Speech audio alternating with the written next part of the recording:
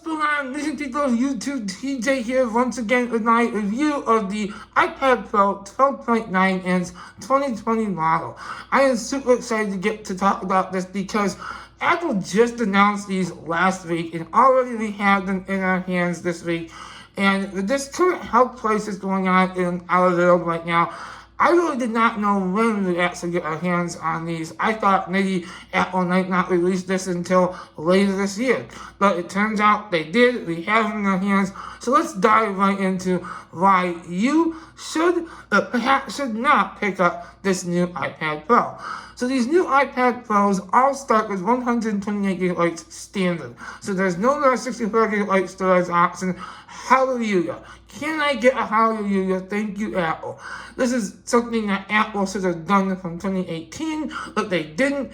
And so now when you get an iPad, you get an acceptable storage amount. And depending on how you're going to use this, even 128 might be too small for you, but I would argue for most people 128 will be just fine. Now, what else do you get with these new iPads that makes it worth the upgrade? Well, you get something now called the A12Z chip. Now, these are not dramatically better than the A12X that we saw in the 2018 iPad Pro models, but they do offer better performance slightly. And some reports are claiming that it is just an A12X chip with an extra GPU core enabled. Now, I don't know the legitimacy of these rumors, but that's what some reports are saying. But nevertheless, you're still going to get great performance, amazing performance, I should say, from these devices, whether you're doing video editing, photo editing, you're working in Adobe apps, iMovie doing 4K video, you're going to be very pleased with these devices, especially the 12.9 inch iPad. Now, I have gone back and forth, guys. I'll be honest with you. I owned both the 11 and the 12.9 inch iPads from 2018, and I enjoyed them both. I tested them, but I have to say, I still stand by my opinion that this is the model to go with. I am now, as you can obviously see, I'm back to the 12.9 inch. And I am using this as my daily driver. And that brings me to my biggest point of this video is if you're going to invest this kind of money into an iPad Pro, I strongly suggest you put an effort into making it your daily driver. So if you own a super powerful MacBook Pro, or any other super powerful laptop, I'll be honest with you, this might be overkill. But if you're like me and you have made this your daily driver, I currently have no other laptops, this will be an excellent daily driver. Whether, again, you're doing productive or creative tasks. This has plenty of horsepower behind it because it is a beast. Now, what else do you get with these new 2020 iPads? You get a new camera system. You get an ultra-wide and wide lens now, which is extremely nice if you're going to use that. Now, I know some people say, why have cameras on tablets at all?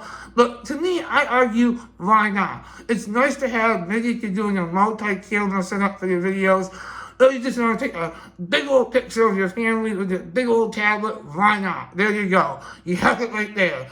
So either way, you can't go wrong. We also now get something called the LiDAR scanner. Now, what is a LiDAR scanner? What that basically means is that you're getting an enhanced sensor for augmented reality. Now, this is actually pretty cool. And I do believe that we're going to see Apple use this further in the next version of iOS. So Apple definitely has something up its sleeves in terms of that new scanner. But even right now, you can use different AR apps that really take nice advantage of that sensor. And it just basically allows a more accurate and efficient use of AR. So that's the key changes here in terms of the overall package of the iPad Pro 2020. Now, of course, there's a lot more to dive into in terms of like the Magic Keyboard accessory that they also announced last week, but that doesn't come out until May, so we can't talk about that right now. I should mention also they did announce there's also new smart Folio keyboards, which we've had since 2018, And those are also upgraded now, or at least changed, so now they can support this new iPad Pro. Now, I wouldn't suggest buying the Smart Folio keyboards. They kind of just are lousy, in my opinion. I would wait until the Magic Keyboard accessory comes out. Yes, it is ungodly expensive, but that's just the Apple way. If you like that kind of thing, it's worth having. So, just to recap, we have a new camera system. We have the A12Z Bionic chip, which is slightly upgraded over the A12X chip found in the 2018 iPads. We have a new baseline storage option of 128 gigabytes, so you are getting that upgraded storage no matter what. And you're getting performance that is slightly above the 2018 iPad Pros, and this is not a bad thing, because again, keep in mind, guys, the 2018 iPad Pros were an absolute beast as they were.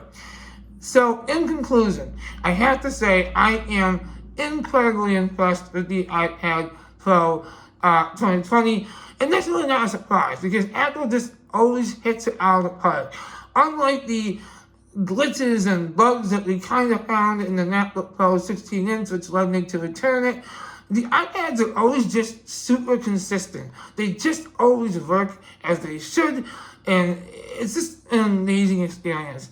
And with this new iPad OS 13.0, which enabled trackpad support, you're getting an even better, full, computer-like experience that cannot be overlooked. If you have been in the market for a 12.9-inch iPad Pro, this is definitely the time to jump in and invest in one, especially if you're using it as your daily driver.